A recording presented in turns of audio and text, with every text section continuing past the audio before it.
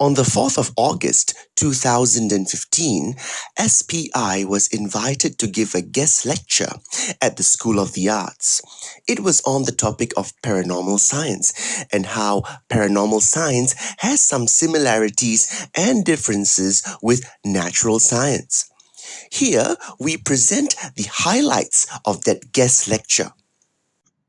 Good afternoon, teachers and students of the School of the Arts.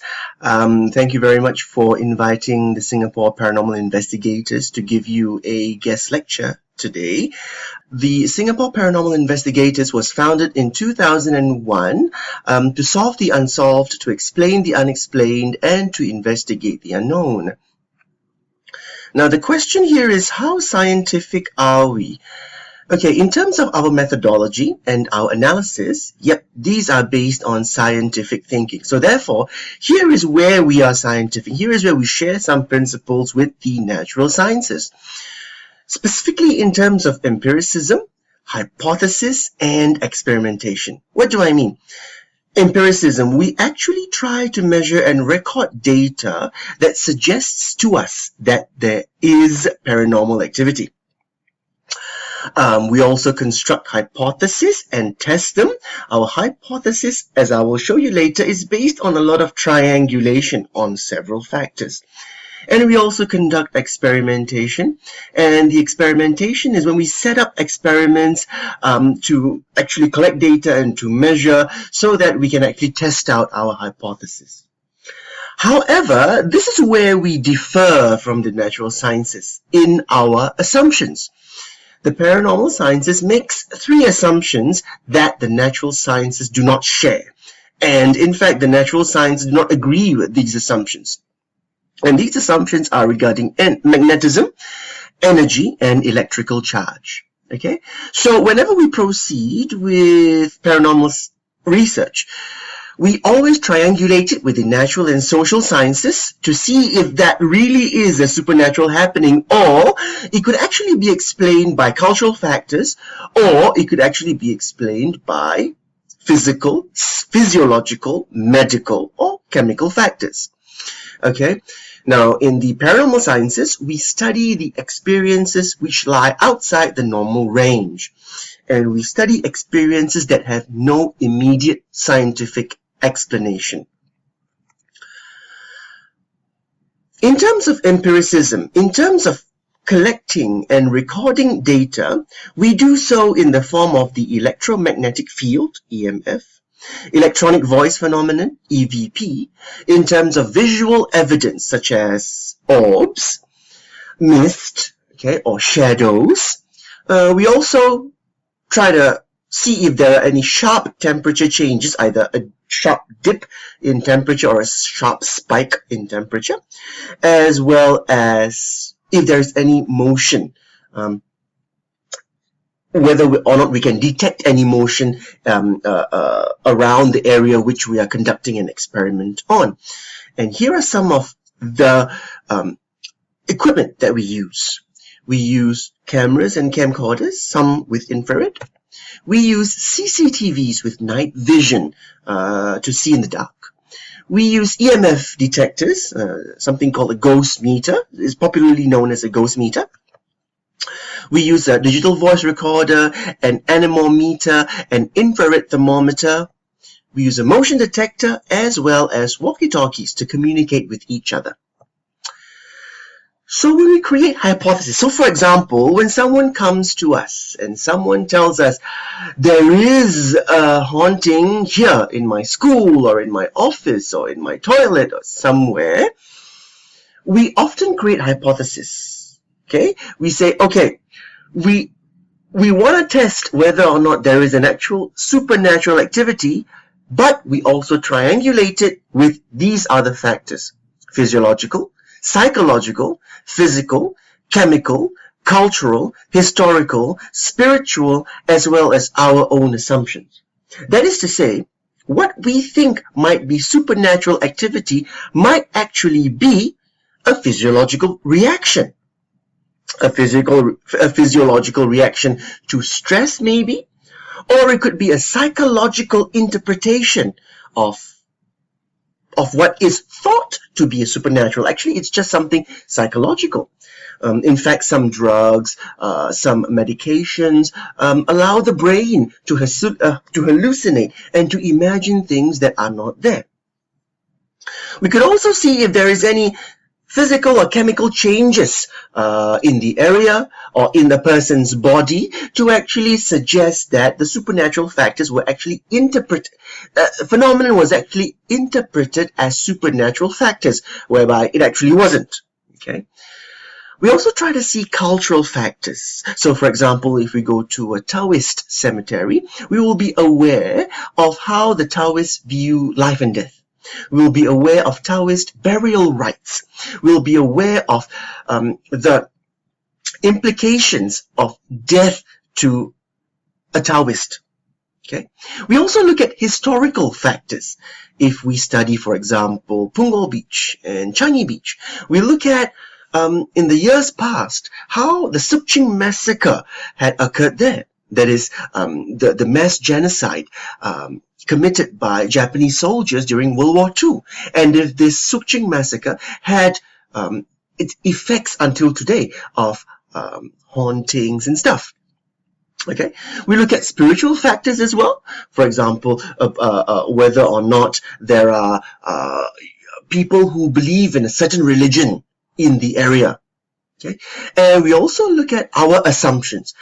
When we conduct experiments in a controlled manner so as to test our hypotheses. One of our most famous experiments is the one about the Hungry Ghost Month. Okay, everyone knows that the Hungry Ghost Month is coming up pretty soon. And in the Hungry Ghost Month, offerings are made to the good brothers or the hungry ghosts. A few years ago, SPI wanted to do this experiment, and the Chinese papers covered our experiment here. Now, the experiment was very simple. When you offer a food and drink to a hungry ghost or a good brother, it is often reported that the food will end up discolored and tasting bland if you were to taste it after that. Okay? And people believe that it was because the good brothers had eaten the food. And we wanted to see how true this was, so we conducted an experiment. We observed people offering food to the good brothers, and we also observed how they did it. And then after that, after the offering was made, we got some volunteers to taste the food and to examine the food and try to see if the food was actually discolored or tasted different from before when it was offered, right? So we did that, and while some of the people who tasted and looked at the food after it was offered, they said, yes, it's true, the food actually looked discolored and it tasted very bland. And they were quite convinced that it was because the good brothers had eaten it. Now, in SPI, we actually saw that incense was being burned right beside where the food offering was made. Now, our experiment suggested to us another explanation, that the smoke from the incense actually discolored the food, made the food look less vibrant, and also make it taste bland. So what we did to test this, we cut the food in half and we looked at the inside of the food. Hey, the color was still the same as it was before. We got someone to taste it. Well, it tasted the same as it did before. So our conclusion was that it wasn't that the good brothers had eaten the food. It was actually because the smoke from the incense had actually made the outer layer of the food discolored and taste bland. If you were to look and taste inside, it's still the same. Here I get to the assumptions that we make, and these assumptions that the paranormal sciences make sets it aside from the natural sciences. Okay, and natural sciences doesn't exactly agree with the assumptions we make because it's a bit of a leap of faith for them. It doesn't really sit well with them. In the natural sciences, there is a law of conservation which says that energy can neither be created nor destroyed, just transformed. In the paranormal sciences, we take it a step further. We say that living entities have energies as a result of their memories and their kinesthetic activities. When living entities die, their energy will either pass on onto another realm or might actually get stuck residually here together with us. This is where we actually have entities, spiritual beings, and some evidence of supernatural activity. Okay? And how do we measure the supernatural activity? Through electromagnetic energy. Okay? Electromagnetic energy is a form of evidence for us to measure supernatural activity. The second assumption we make is about magnetism. Okay, in the natural sciences, opposite poles attract and similar poles repel each other, like magnets, okay? But in paranormal science, we believe that the opposite poles repel and the similar poles attract. That means to say that a person with negativity in him will attract more negativity. A person with more positivity in him will attract more positivity. So if you have poor health or you have negative feelings, you are likely to perceive a strong supernatural presence. The supernatural will come towards you. And the last assumption we make is about electrical charge. In the natural sciences, ions are where there are electrons and protons in an atom, giving it an electrical charge, a positive or an overall negative electrical charge.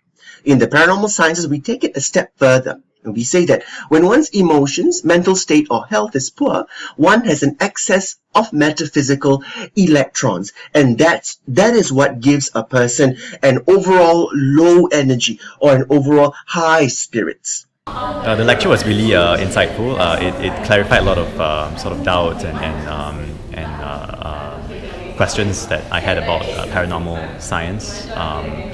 It made clear that while it's scientific in approach, it makes certain assumptions which science may not agree about. But I think that we can all see that it needs to make certain assumptions so that it can observe the entities which it wants to study. And I guess science makes similar assumptions so that it can study, its subject matter as well. So it was very, very entertaining and productive, I think, for the students and for the teachers present.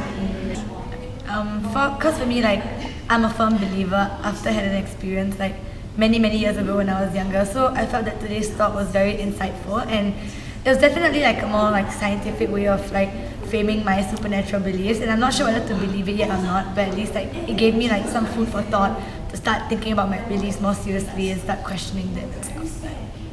Alright, so for myself, I think it's very interesting because my parents are believers of paranormal activity, but I myself am not. So it's very interesting to see scientific methods that are used, in fact, to prove whatever beliefs you have. Thank you very much for giving us the opportunity, SOTA. We hope to see you again very soon. Bye. Yay, you have a GoPro.